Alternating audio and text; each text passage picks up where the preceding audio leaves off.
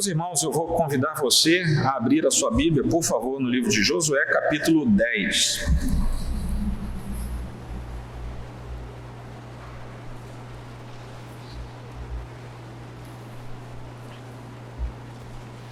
As pessoas acreditam nas coisas mais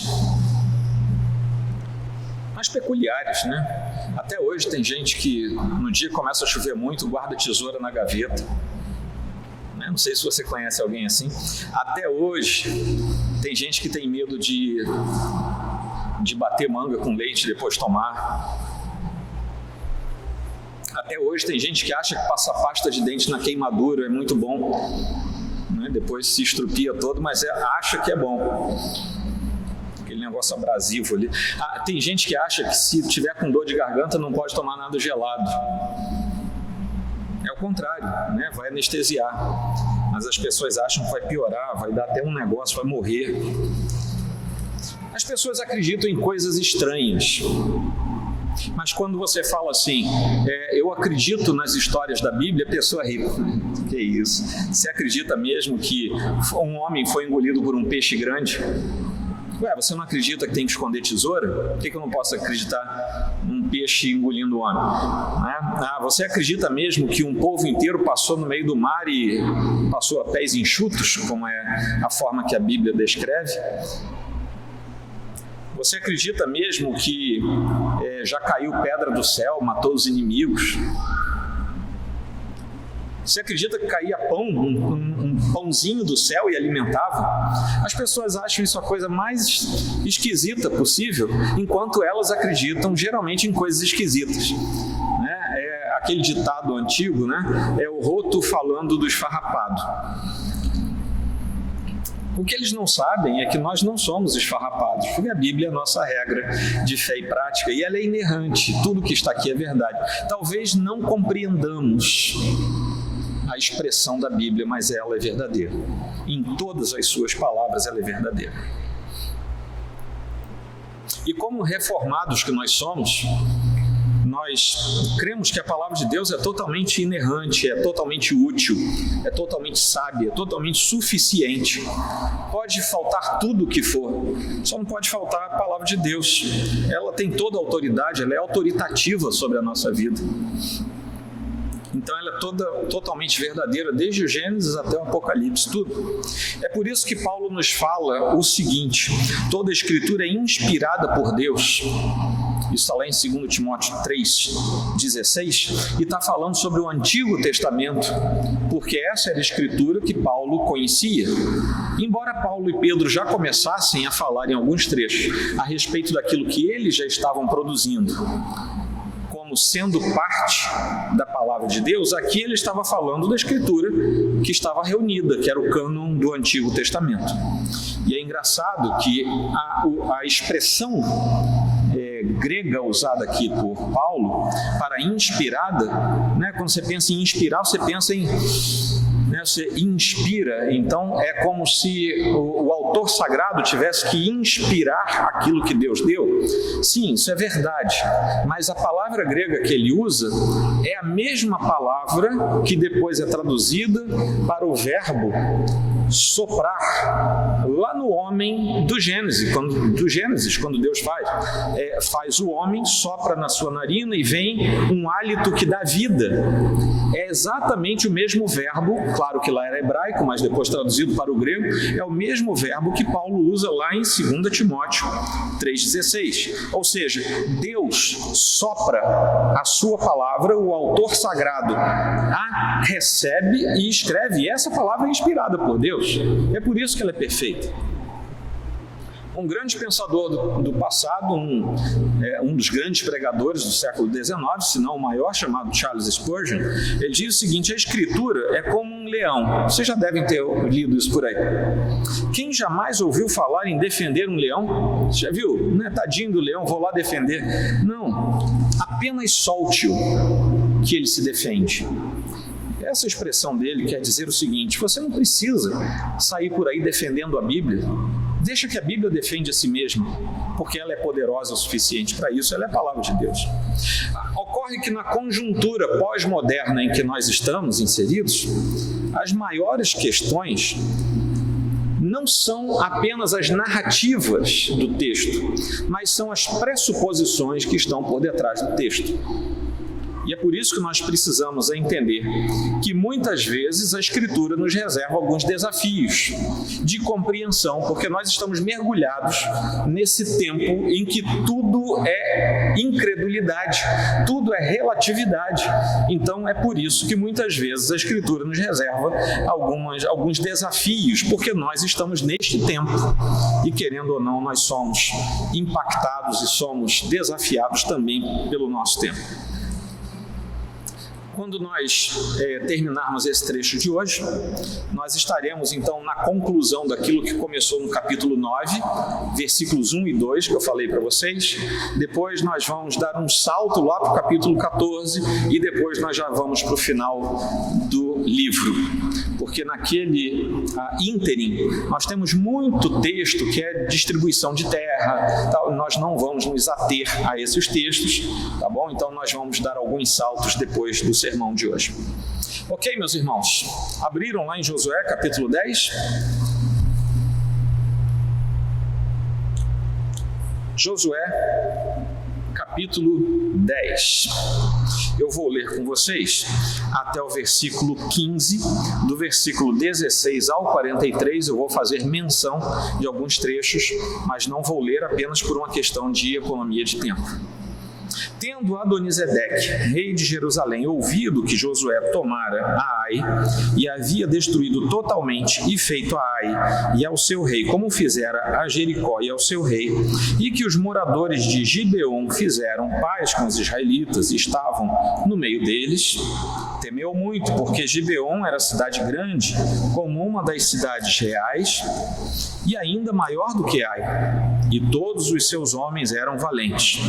Pelo que Adonisedeque, rei de Jerusalém, enviou mensageiros a Orão, rei de Hebron, e a Pirão, rei de Jarmute, e a Jafia, rei de Laquis, e a Debir, rei de Eglon, dizendo: subi a mim e ajudai-me.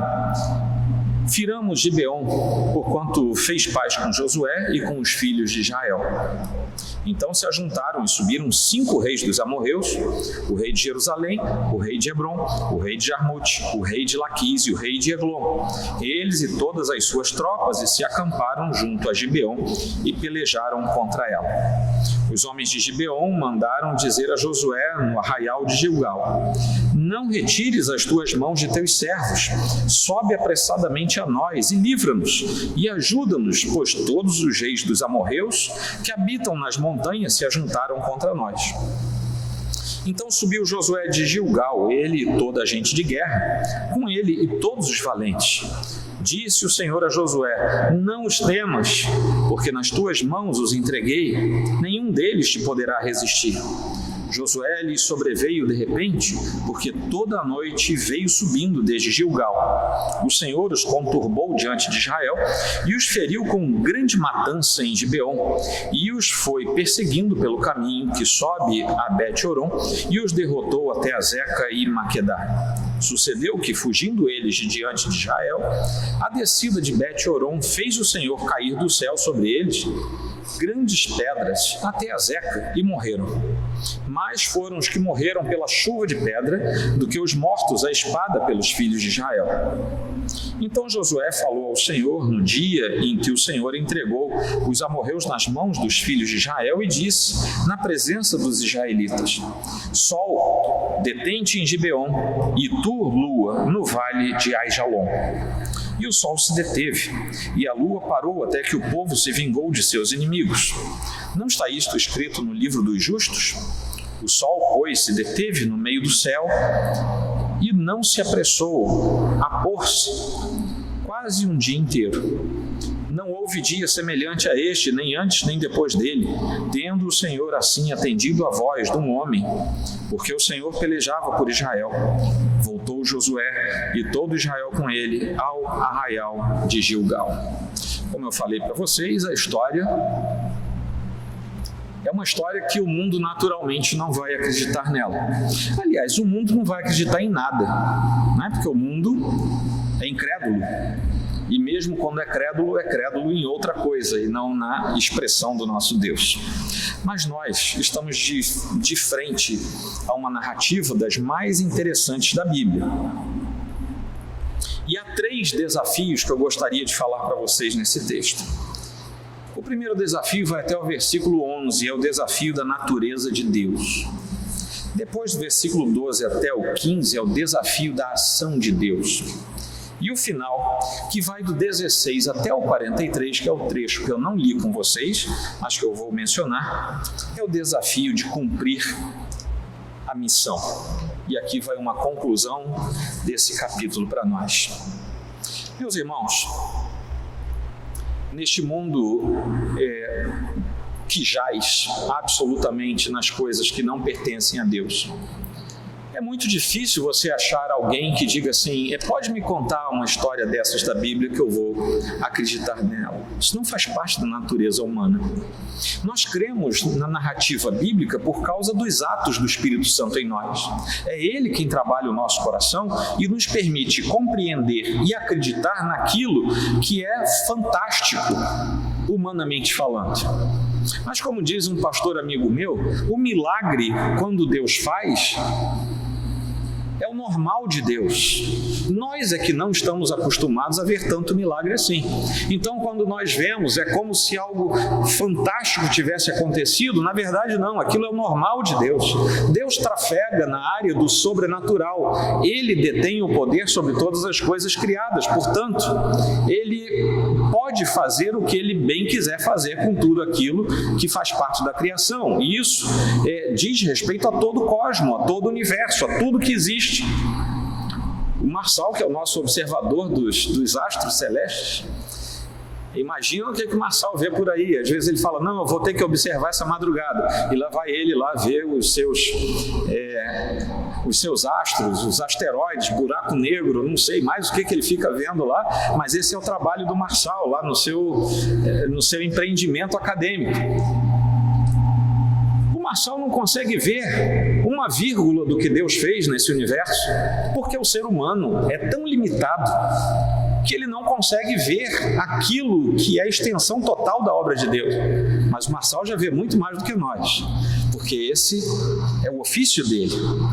Mas quando nós olhamos, nós filhos de Deus, olhamos para o texto bíblico, nós vemos além do que as pessoas naturalmente veem, porque nós não vemos pelos olhos naturais, nós vemos pelos olhos da fé que foi instalada em nós pelo ato soberano de Deus, a fim de que nós crescêssemos na sua própria verdade. Há um desafio a respeito da natureza de Deus aqui nesses primeiros versículos. E por que eu digo isso? Porque corria a notícia da traição dos gibeonitas. A gente está falando de Canaã, com todos os heveus, os amorreus, os heteus, todos eles ali amontoados em Canaã, e Israel entrando, Israel começando a vencer as guerras. Jericó, Ai e Betel já tinham acontecido, as coisas estão começando a se desenrolar, Israel está indo cada vez mais para o centro do território, e dali ele vai alcançar todos os povos, conforme nós veremos ao longo do texto de Josué. Mas os gibeonitas foram considerados traidores pelo povo de Canaã, né? O povo da terra. E eles se juntam, inicialmente 5 reis se juntam contra as 4 cidades de Gibeão, que nós vimos no sermão da semana passada. E decidem punir Gibeão. E punir como? Invadindo, matando, acabando com eles. Os gibeonitas pedem socorro aos filhos de Israel. E aqui nós temos a primeira menção no Antigo Testamento inteiro, a cidade de Jerusalém. Nós já tínhamos tido menção a Salém, quando Melquisedeque aparece, Salém, menções indiretas como o Monte do Senhor, a cidade do monte, isso já tinha aparecido. Mas Jerusalém, a cidade, é a primeira vez que se fala na Bíblia, aqui a primeira vez, depois passa mais um tempo sem ouvirmos falar de Jerusalém. Mas lá em Gênesis 14 está lá Salém, em Gênesis 22 está o Senhor proverá, que era um nome metafórico para a cidade. E o que nós vemos aqui é que Deus guarda os seus. Os inimigos de Deus não vencerão sobre os filhos de Deus. Eu não estou aqui com nenhuma mensagem ufanista, triunfalista, sabe? Faça o que você quiser, bata no peito, você vai fazer e acontecer. Não é isso. Eu estou falando apenas o que a Bíblia nos diz. Nós venceremos. E a grande vitória que está reservada para nós não é aquela que os nossos olhos veem, embora por graça e por misericórdia o Senhor nos permita muitas vitórias aqui neste mundo.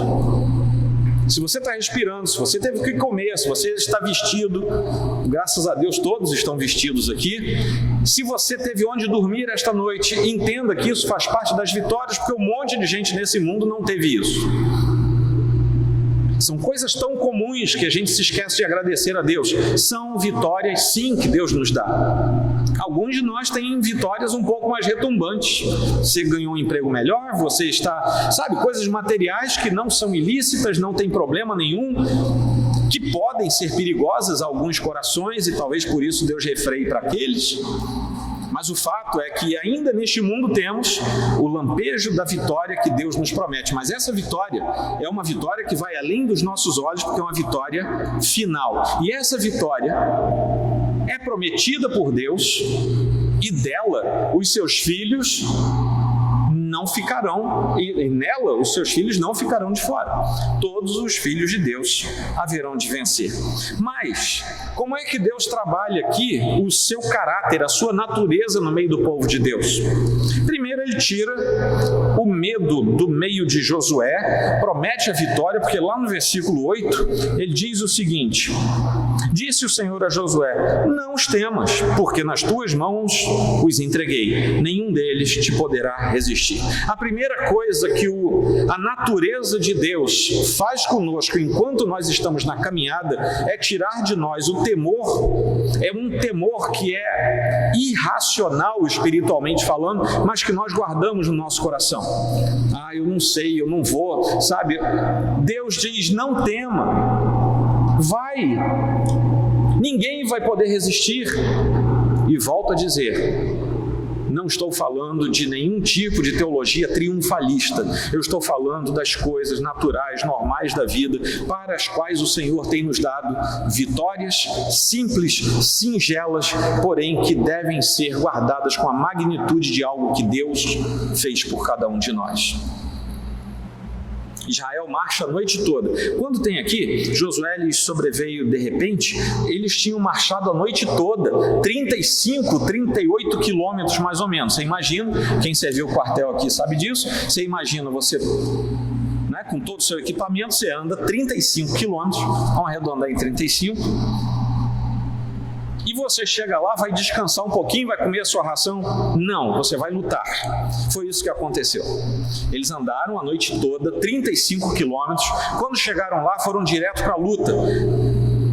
Mas exatamente esse esforço adicional foi o que fez com que os inimigos fossem pegos de surpresa. A estratégia tinha sido dada pelo próprio Deus. Deus tinha tirado o temor. E agora o povo de Deus, tendo se desgastado, se cansado, mas pegava o inimigo de surpresa, a fim de vencê-lo de forma retumbante. Não tenha ilusões na vida, você não vai descansar para poder lutar. A nossa caminhada é uma caminhada de lutas, de cansaço, é uma caminhada difícil. Se você me disser que você não enfrenta uma dificuldade hoje, eu vou com toda certeza dizer que você é mentiroso, precisa se converter. Todos nós enfrentamos lutas, algumas menores, outras maiores. Ninguém, é por isso que tem tanto profeta por aí que diz, eu estou vendo aqui, você está com uma luta, e claro que vai aparecer um com uma luta. Todo mundo tem, quem é que não tem? Ou você acha que o pastor também não tem? Todo mundo tem, nós somos seres humanos.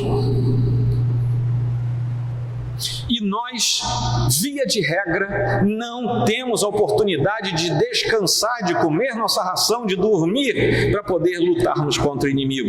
A nossa vida é uma luta diária, mas o Senhor nos reforça, o Senhor nos dá vigor, o Senhor nos faz andar a noite inteira, o Senhor nos faz pegar o inimigo de sopetão e de surpresa, porque quem está nos promovendo para aquela vitória é o próprio Senhor. É assim que Ele vai fazendo com a gente, e não é isso não é um episódio isolado de Josué. Isso acontece com Gideão, acontece com Davi, acontece com um monte de gente. O diferencial é que, se fosse qualquer unidade militar, estaria desgastada ao extremo. Como eram os filhos de Israel, o Senhor renovava as suas forças e permitia que eles ainda tivessem vigor. E quando o vigor lhes acabava, vinha algo sobrenatural para cobrir a deficiência da humanidade dos filhos de Israel. Quando você estiver diante do seu limite e você tiver plena convicção, daqui eu não vou conseguir passar, entenda que você vai conseguir passar, porque você não vai na força do seu braço, você não vai no vigor do seu espírito, você vai na força do Senhor, que é quem guia você e é quem leva você até que seja executado o último momento do plano de Deus. O plano de Deus vai ser cumprido. Amém, meus irmãos? Deus confunde os inimigos. Deus promove uma grande vitória ali naquele acampamento, está lá no versículo 10. O Senhor os conturbou diante de Israel e os feriu com grande matança. Aonde? Em Gibeão, na mesma cidade que eles queriam destruir. Agora, quando chegamos lá no versículo 12 e no versículo 13, nós vemos, eu estou antecipando aqui um pouquinho já para a próxima fase, nós vemos que, sem querer abandonar a luta, porque a luta estava sendo proveitosa, Israel clama e o Senhor promove um milagre ali naquele momento. E se você for até o versículo 42, o finalzinho dele diz assim, vou ler o versículo todo. E de uma vez tomou Josué todos estes reis. Aqui está falando de 12 reis. Primeiro 5 e depois 7. Tá? Você vê aqui, do versículo 16 até o 43, há 12 reis sendo mencionados. Josué e Israel derrotam os 12. E de uma vez tomou Josué todos estes reis e as suas terras. Aqui está o segredo do capítulo 10. Porquanto o Senhor, Deus de Israel, pelejava por Israel. O Senhor, Deus da igreja, é quem peleja pela igreja. O Senhor, Deus do Pedro, é quem peleja pelo Pedro. O Senhor, Deus da Camila, é quem peleja pela Camila. Porque quem sou eu para lutar contra as forças espirituais? Quem sou eu se o Senhor não pelejar por mim? Os nossos olhos talvez não vejam, mas nós somos instruídos na Escritura que a nossa luta não é contra a carne ou sangue. A nossa luta é contra dimensões que nós não vemos. Quem somos nós para combater essas estruturas espirituais se Deus não lutar por nós? Esse é o resumo do capítulo. O Senhor, o Deus de Israel, pelejava por Israel. Aliás, esse é o resumo da vida de qualquer crente que é fiel ao Senhor. Deus é plenamente justo, Deus é totalmente justo, e nós sabemos que Deus está sempre certo. Quando nós olhamos para o capítulo 9, a gente fica assim, meu Deus, Gibeão enganou Deus, enganou Israel. Pode ter enganado Israel, Deus não enganou não. E eu falei para vocês que, a despeito de tudo que aconteceu, aquele povo foi resgatado pelo Senhor, foi inserido no meio do povo da aliança. Depois, lá na frente, Saul, Samuel, todo mundo volta a mencionar aquele povo como sendo já parte integrante do povo de Deus. E o que acontece aqui no capítulo 10 nada mais é do que o cumprimento da palavra de Deus. Isso porque a maldade dos amorreus tinha atingido a medida completa. Lá em Gênesis 15:16 nós lemos assim: na quarta geração os seus descendentes voltarão para cá, porque a maldade dos amorreus ainda não atingiu a medida completa. Eu já li esse versículo várias vezes nesses primeiros sermões de Josué. E é aqui que nós erramos muitas vezes com a nossa boa intenção. Nós muitas vezes falamos que a mensagem do Evangelho é o amor de Deus pelos salvos, quando na verdade o que nós temos é que a mensagem da cruz é o aviso de que Deus está irado contra o pecado. Quando você ouvir a mensagem do Evangelho, não pense que Deus está derramando apenas o seu amor pelos salvos. Deus está proclamando para este mundo caído que ele tem ira contra o pecado e que aquilo ali é, na verdade, o grande descritivo de que existe uma separação entre o pecador e Deus. E que a medida da ira de Deus continua subindo até que um dia ela transborde. Foi isso que aconteceu com os amorreus, foi isso que aconteceu com o povo de Canaã. A mensagem da cruz, portanto, é uma mensagem que mostra que alguém sem pecados ficou em nosso lugar. Não era uma mensagem para aliviar o nosso ego. A mensagem da cruz é uma mensagem cruel, é uma mensagem difícil e dura, que diz assim: você merecia ir para o inferno. Mas alguém que não merecia o inferno, alguém justo e sem pecado, foi até a cruz no seu lugar. E é por isso que você não é destruído como os amorreus foram destruídos lá no Antigo Testamento. É por isso que no dia do chamado final do Senhor, o seu caminho, a sua porta aberta não será do inferno, mas será da glória eterna. Porque alguém que não merecia a ira de Deus, assumiu para si o peso da ira de Deus, para que eu e você fôssemos livres dessa ira eterna. Essa é a mensagem da cruz. A mensagem da cruz não é para passar a mão na cabeça do pecador. A mensagem da cruz é para dizer: você está afastado de Deus, a ira de Deus está contra você. E às vezes a gente precisa lembrar dessa mensagem dentro da igreja, por uma razão simples. A própria Escritura nos adverte que no meio do trigo existe o joio. A gente precisa lembrar disso o tempo todo. Mas chegamos àqueles 3 versículos, do 12 ao 15, aquele episódio em que o sol para, e existe aqui o desafio da ação de Deus.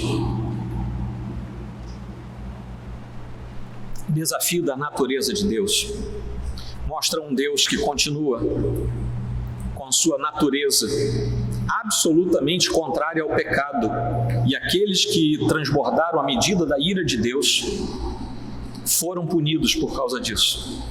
Por outro lado, não só o povo de Israel, como os gibeonitas, que ingressaram no meio do povo da aliança, mesmo que por um caminho diferente, muito estranho, por sinal, a gente viu isso no capítulo 9, mas eles também, por causa do desafio da natureza de Deus, foram preservados, a fim de que a palavra e a promessa de Deus fossem mantidos. Mas agora existe o desafio da ação de Deus. A ideia do sol parar é uma ideia geocêntrica, né? Nós sabemos disso. O que quer dizer é que o que nós temos ali é a descrição de alguém que estava imerso no acontecimento. Eu costumo dizer que o milagre que está descrito aqui é infinitamente maior e mais intenso do que o que está escrito aqui. Porque vejam bem, o que Josué e o povo do seu tempo achavam é que a terra era o centro de tudo e que o sol e a lua ficavam rodando em torno da terra, né? Mais ou menos assim que eles deviam pensar. Isso vem até a Idade Média. Hoje nós sabemos que não. Nós estamos ao redor do Sol, a Lua ao nosso redor, o Sol ao redor de mais outras coisas e o nosso sistema ao redor de outras coisas, e por aí vai. O que eu quero dizer para vocês com um milagre muito maior? Já seria um milagre estonteante o Sol, a Lua e a Terra pararem. Mas isso ia gerar um cataclismo universal. Depois, se eu estiver errado, o Marçal me corrige, aí no próximo sermão eu acerto tudo. Mas vejam bem, é um sistema. O que Deus fez aqui, que está descrito como Deus tendo feito o sol parar, na verdade Deus parou o universo. De alguma maneira fantástica Deus fez isso. Porque se ele para apenas um pedacinho do universo, o resto degringola tudo. Deus fez algo muito maior do que nós podemos explicar. Quando eu digo assim, Deus parou o universo, é porque Deus parou alguma coisa numa extensão muito maior e eu não sei qual é.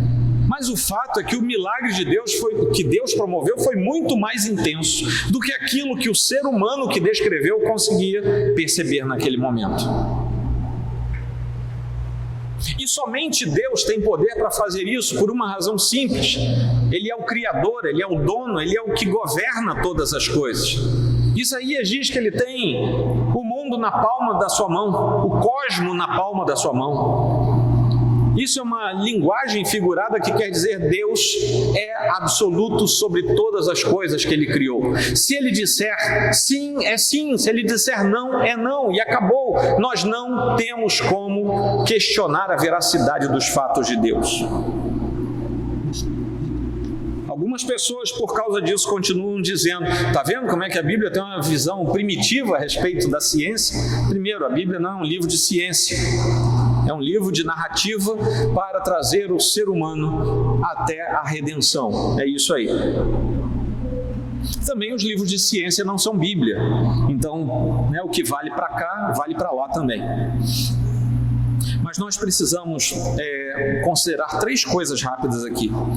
Primeiro, é óbvio que essa é uma forma antiga, primitiva de descrever o mundo, e a história da igreja mostra muitos erros na sua história, mesmo em relação à história da igreja.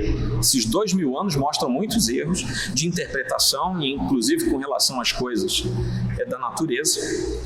Mas ocorre que a Bíblia aqui não está fazendo uma declaração científica, em nenhum grau, em nenhuma medida. O que a Bíblia está dizendo aqui é a mesma coisa que você fala naturalmente. Que horas o sol vai se pôr hoje? Alguém sabe que horas o sol se pôs hoje? Alguém teve curiosidade? Não, né? Alguém sabe que horas o sol vai nascer amanhã? Umas 5 e pouco? Mas sol nasce e sol morre? Vocês entenderam? Existe uma figura de linguagem que nós usamos que não deprecia em nada os astros, nem a natureza. E a Bíblia também muitas vezes tem expressões de linguagem. Muita gente, por isso, nega os milagres do Senhor. C.S. Lewis disse o seguinte: por milagres não queremos dizer contradições, nem mesmo com a natureza, mas queremos dizer que, se deixada por sua própria conta, ela jamais produziria aqueles milagres. Milagres ocorrem na Bíblia com propósitos definidos, Deus não é aquele sujeito que aparece dentro de uma lâmpada mágica, Você esfrega ali, Senhor, eu hoje quero um carro zero. Tem alguns lugares que dizem, se você vier 7 semanas aqui, você vai ter um carro zero. Se você vier aqui 10 segundas-feiras, você vai ficar rico. Isso é lâmpada mágica. O que o Senhor nos diz é que quando existe um propósito definido da parte dele, não é da minha, Deus não é meu empregado, Ele não é o meu mágico. Deus é Deus, eu não sou, Ele é. A gente canta isso aqui de vez em quando. Com propósitos definidos, Ele opera milagres, mas Ele opera milagres. O fato de eu não ver milagre embaixo de toda pedra do meu caminho não quer dizer que Deus não faça milagres. Quando Ele tem o propósito certo, Ele opera o milagre certo. E só Ele pode fazer isso. Quem se recusa a crer em milagres também não vai crer, por exemplo, no nascimento virginal de Cristo. É um milagre. Não vai crer, por exemplo, que Cristo era Deus encarnado. É um milagre. Não vai crer, por exemplo, que Deus, o Deus Filho morrendo na cruz, nos resgata dos pecados. É um milagre. Não vai crer, por exemplo, que no dia vindouro, nós todos também, à semelhança dele, seremos glorificados. Isso é milagre, tudo é milagre. Milagres definidos pelo Senhor, que haverão de acontecer ou aconteceram, segundo o seu propósito, no tempo certo, para que o milagre concorresse, para que a vontade de Deus fosse expressa no meio do seu povo. Amém? Como eu digo de vez em quando, presbiteriano às vezes fala um amém, Finalmente nós temos o desafio de cumprir a missão, que foi o que Josué fez. Vejam bem, Josué, primeiro trecho, quando o caráter de Deus é provado, é desafiado. Ele ouve o pedido de socorro de Gibeon, que tinha acabado de enganar Josué, mas Josué, tomado pelo caráter do próprio Deus, vai em socorro a Gibeon, as 4 cidades coligadas. Esse é um fato. Segundo, quando eles estavam resgatando, salvando militarmente Gibeon e os povos coligados, aquelas 4 cidades, para que a vitória fosse completa, Deus promove milagres. A ação de Deus é desafiada e Deus promove os milagres. Mas agora, tendo experimentado o milagre, tendo experimentado o cumprimento da vontade de Deus, Josué agora enfrenta 5 reis primeiro, que são a retomada dos 5 reis que estavam contra o povo de Gibeon.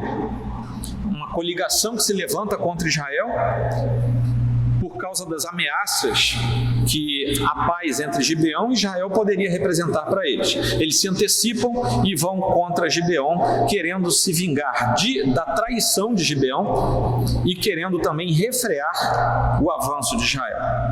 Quando chegamos ao versículo 28, nós temos outros 7 reis que se levantam também contra Israel naquele momento.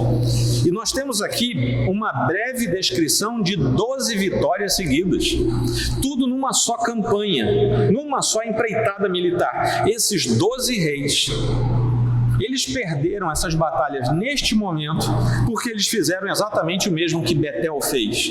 Betel estava quieta lá, Israel foi lutar contra Ai, Betel veio ajudar Ai e Betel perdeu junto. Esses 12 reis se levantaram contra os interesses do povo de Deus e foram derrotados. Vou botar assim entre aspas, antes da hora. Eles iam ser derrotados porque todo Canaã tinha que ser invadido. Mas o fato é que algumas das cidades aqui conquistadas pertenciam à coligação dos primeiros 5 reis, que eram cidades grandes, eram reinos grandes e que tinham ficado para a conquista posterior. Aqui, a batalha começa a sair das montanhas e das planícies, começa a ir para os vales em direção à parte mais plana de Canaã. Aqui, Israel vai tomar o resto das terras a partir deste momento. E o resumo de tudo nós temos aqui no versículo 40 a 43. Aqui eu vou ler para vocês. Assim feriu Josué toda aquela terra, a região montanhosa, o Neguebe, as campinas, as descidas das águas e todos os seus reis. Destruiu tudo que tinha fôlego, sem deixar nem sequer um, como ordenara o Senhor, Deus de Israel. Feriu Josué desde Cádiz Barneia até Gaza, como também toda a terra de Gósen até Gibeon. E de uma vez tomou Josué todos estes reis e as suas terras, porquanto o Senhor, Deus de Israel, pelejava por Israel.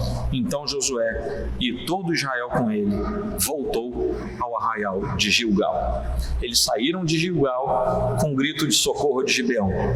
Foram até a região montanhosa central, lutaram, venceram 12 reis e livraram 4 cidades-estados de serem destruídas pelos 12 reis. Terminou essa campanha de lutas, batalhas, voltaram para Gilgal, mais 35 quilômetros andando a pé, cansados, mas com a vitória garantida pelo Senhor. Você se cansa para ir para a guerra, você guerreia, você vai vencer porque o Senhor está com você. Não pense que depois da batalha você vai descansar. Como você não conseguiu descansar antes, você não vai conseguir descansar depois. Você volta para Gilgal, 35 quilômetros a pé de novo. Depois de lutar, depois de batalhar, depois de ver as agruras da guerra, você volta e se reúne com seu povo. Entenda de modo metafórico que toda semana você deve passar por isso. Você vem para Gilgal, estou usando Metáfora, viu, gente? Se você disser por aí que eu inventei uma doutrina, eu nego, tá bom? É uma metáfora, tá bom? Você vem para Gilgal, você está aqui em Gilgal, você ouve o que o mundo faz, o que o mundo fala, você se lembra dos ataques do inimigo, você anda os seus 35 quilômetros toda segunda-feira, você vai para lá, você passa de segunda a sábado lutando, e a luta às vezes é severa, é difícil, é complicada, é luta muitas vezes física, é luta emocional, é luta espiritual. Aí quando dá domingo, você diz assim: o Senhor me deu vitória mais uma semana, e você, sem conseguir descansar, com a sua cabeça cheia, seu coração pesado, lá vem você andando seus 35 quilômetros até Gilgal de novo. Você entendeu por que é importante você estar domingo após domingo reunido? Porque é aqui que o Senhor nos reabastece, é aqui que o Senhor nos enche novamente do seu vigor, para que nós, na segunda-feira de manhã, mais uma vez, enfrentemos as vicissitudes desse mundo crudelíssimo que está lá fora. Não se esqueçam, isso é só uma metáfora, tá bom? Não vão falar por aí que eu inventei nada, porque eu nego. Capítulo 11, versículo 23, nos dá Aliás, vou ler aqui do 19 ao 20, diz assim, 11, 19 ao 20. Não houve cidade que fizesse paz com os filhos de Israel, senão os heveus, moradores de Gibeon, por meio de guerra, as tomaram todas. Não foi fácil, tiveram que lutar.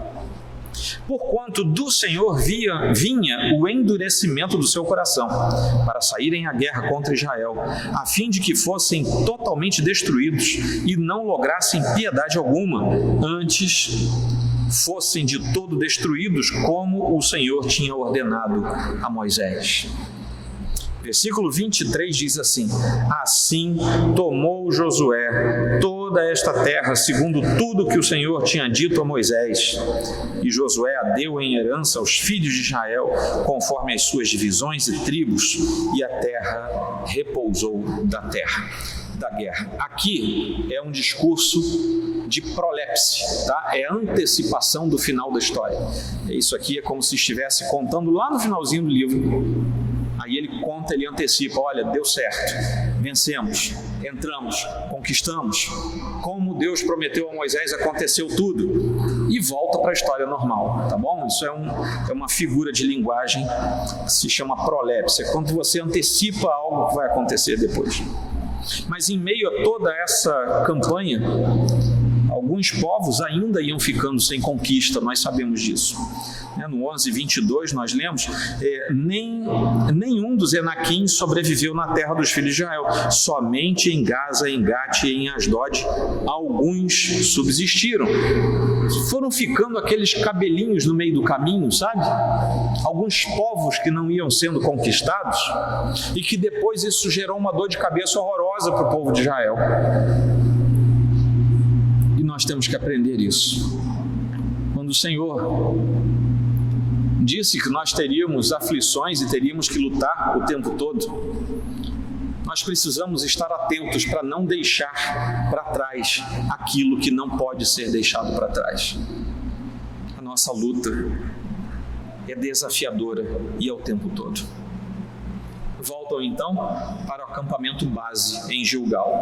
E agora eu gostaria de aplicar brevemente aqui para vocês. Porque nós temos 3 desafios, e cada um deles representa um desafio para nós. O primeiro desafio é crer na natureza de Deus, como está registrado nas Escrituras. Não adianta você crer num Deus que você inventou. Se esse não for o Deus da Escritura, não serve. Você precisa ser desafiado, e agora o desafio é para você. Você precisa ser desafiado a crer no Deus conforme descrito na Escritura, e não conforme o nosso devaneio nos leva a pensar que seja Deus. Deus não é para ser inventado, Deus existe desde sempre. E ele disse quem Ele é, Ele disse como Ele é, Ele disse o que Ele gosta, o que Ele faz, o que Ele não gosta, o que Ele não quer que nós façamos. É nesse Deus e na sua natureza que nós temos que crer. Esse é um desafio para nós, seres humanos. Porque se dependesse de nós, nós teríamos um Olimpo cheio de deuses mitológicos. Se dependesse de nós, nós teríamos os mais de 3 milhões de deuses hindus. Se dependesse de nós, nós teríamos um Deus em cada lugar da nossa vida. E quando nós não criamos deuses diferentes no nosso coração, ninguém vê, mas Ele está lá. É por isso que no Antigo Testamento, a toda hora, vamos refazer aliança com Deus? Vamos. Aí Jacó chama todo mundo da sua família: tirem os deuses que vocês trouxeram desde lá. Aí toda vez que fala assim, abandonem os deuses, tinha Deus para abandonar? Tinha estátua para jogar fora? Mas não fiquem rindo do povo do Antigo Testamento, porque nós somos iguaizinhos. Nós arranjamos ídolo em tudo quanto é canto. É por isso que Calvino diz que o nosso coração é uma fábrica de ídolos. Essa é a nossa natureza caída, pecaminosa. Nós olhamos para Deus conforme a Escritura revela e não queremos aquele Deus revelado na Escritura. A gente quer inventar um outro Deus. Pois o desafio que nós temos hoje diante de nós é crer apenas no Deus da Escritura. Ponto final. Qualquer coisa além disso é um ídolo. Segundo desafio é rogar pela ação de Deus, mesmo contra as evidências. Rogar pela ação de Deus, mesmo contra todas as evidências. Tudo que se diz é contrário. Vamos continuar rogando a Deus. Por quê? Porque milagre é coisa de Deus. Se milagre fosse coisa do ser humano, a gente não precisava de Deus. Por isso que Ele não dá poder para ninguém fazer nada miraculoso. Tá? Se tiver alguém fazendo alguma coisa diferente, é ilusão, ou é o cramulhão mesmo fazendo através dele. Que nem os magos lá do Egito, né? Lança, tá? E eles também sabem fazer serpente da varinha. Não se espantem, Satanás é ardiloso. Mas milagre de verdade é só Deus. Por isso que quando nós chegamos no limite, nós temos que olhar para cima. Não adianta olhar para os lados, para baixo, para você, para o espelho, para o cônjuge. Não adianta, é para cima. Lá em cima está o Senhor e somente Ele pode fazer milagre. Por quê? O milagre é o normal dele. Basta que Ele profira uma palavra e tudo acontece. Basta que Ele queira, porque a sua vontade é soberana. Agora, não sou eu que vou dizer: Senhor, faz assim, assado. Não, é Ele quem é soberano, não sou eu. Eu só vou expor a minha necessidade, a minha angústia, e é Ele quem vai operar, se Ele quiser. Ele é Deus. Até para não fazer, Ele é Deus. Terceiro desafio é pedir forças a Deus para cumprir a sua missão. Porque quando você está sendo alvo do milagre, da maravilha, da misericórdia, está tudo muito bom. Você fica ali embrasado, né? Você estufa o peito, agora Satanás vai ver só. Mas quando você está no momento mais angustiante da sua vida, o que você precisa é continuar cumprindo a missão. Não existe folga para a gente.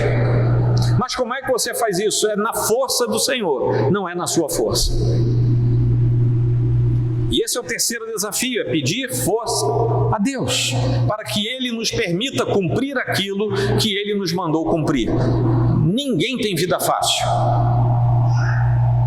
mas é o Senhor quem nos reforça o ânimo, quem nos faz levantar o semblante, a fim de nós chegarmos até o final de tudo.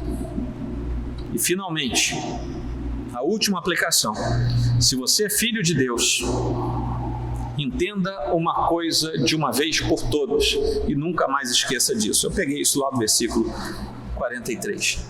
O Senhor, o seu Deus, sempre pelejará por você. O Senhor, o seu Deus, sempre pelejará por você. Amém?